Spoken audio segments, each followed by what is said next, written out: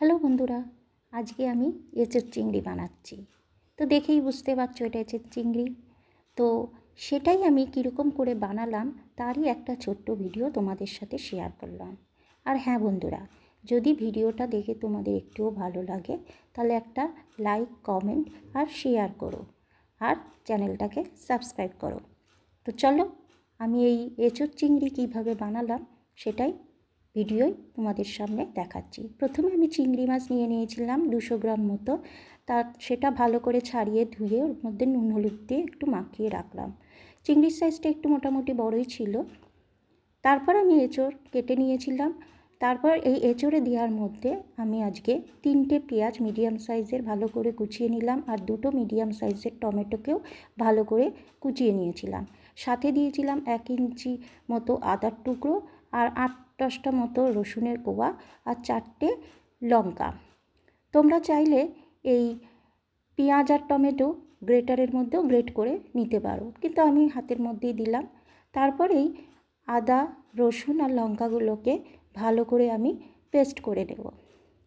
পেস্টটা ভালো করে করলেই জিনিসটা সুন্দর হয় খেতে, তাই জন্য মিক্সার জারে দিয়ে একটুখানি জল দিয়ে ভালো মতন পেস্ট বানিয়ে নিচ্ছি। দেখো বন্ধুরা, পেস্টটা তৈরি হয়ে গেছে।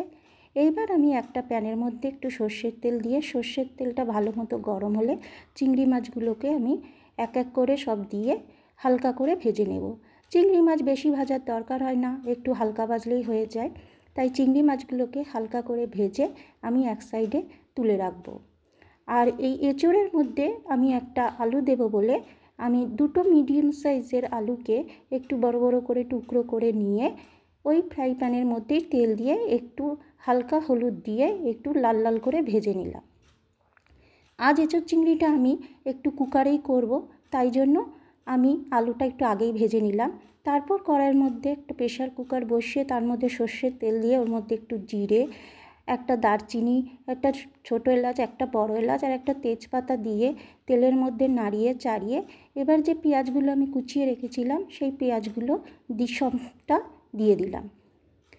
পেঁয়াজগুলো দেওয়ার পর ভালো করে আমি ভাজতে থাকলাম।